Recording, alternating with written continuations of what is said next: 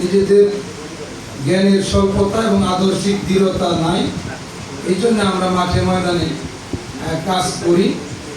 আমরা 50-50 ভাবনা নিয়ে যদি কেউ কাজ করে তাহলে কোনোদিনও তার সাফল্য আসবে না। এই জন্য প্রিয় ভাইরা, আমি সূরা ইয়াসিনের 2য় রুকু থেকে দাওয়াতদাতার চরিত্র, দাওয়াতদাতার গুণাবলী, দাওয়াতদাতার আদর্শিক দৃঢ়তা, দাওয়াতের কৌশল, অনেক বিষয় এখানে চলে আসবে আলোচনায়, দার্সের মধ্য দিয়ে আলোচনায় চলে আসবে। আউযু বিল্লাহি মিনাশ শাইতানির রাজীম। বিসমিল্লাহির রহমানির রহিম।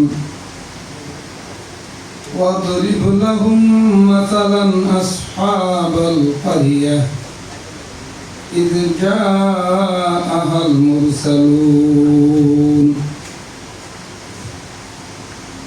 إذ أرسلنا إليهم 2 فكذبوهما فعززنا بثالث فقالوا إنا إليكم مرسلون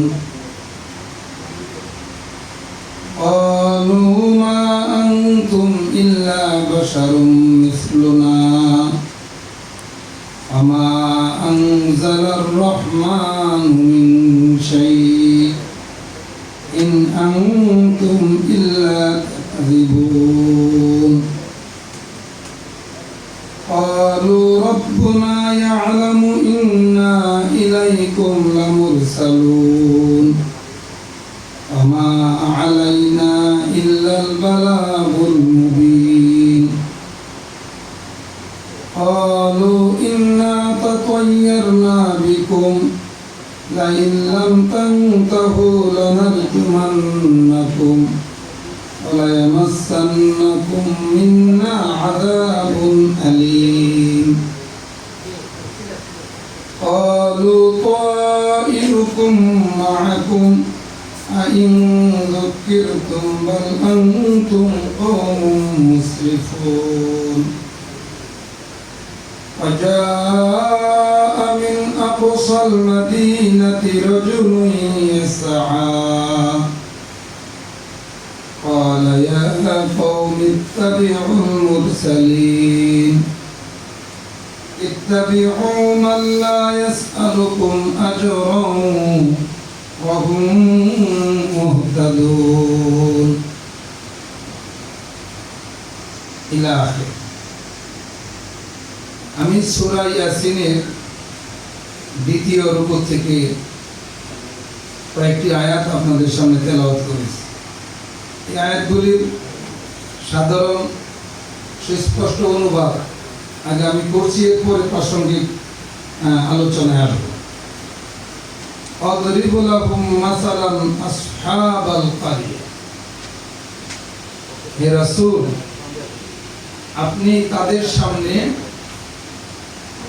জনপদবাসীর দৃষ্টান্ত উপস্থাপন করুন, পেশ করুন। ইজ জাআল মুরসালুন, যখন সেই জনপদের অধিবাসীদের নিকট রাসূলগণ এসেছিলেন। ইজ আরসালনা ইলাইহিম 2, যখন আমি তাদের নিকট 2 পয়গম্বর, 2 দূত প্রেরণ করেছিলাম।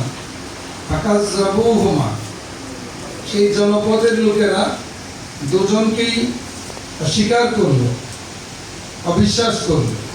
ফাআজ্জাজনা বিসালিস, তখন আমি তাদেরকে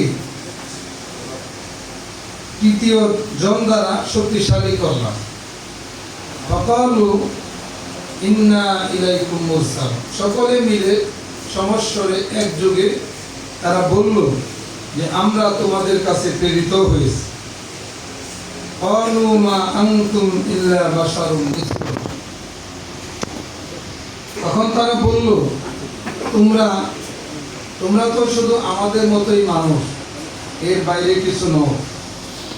ওমা আনজালার রহমানু মিন শাইইন, দয়াময় আল্লাহ তোমাদের উপরে কিছুই নাজিল করেনি।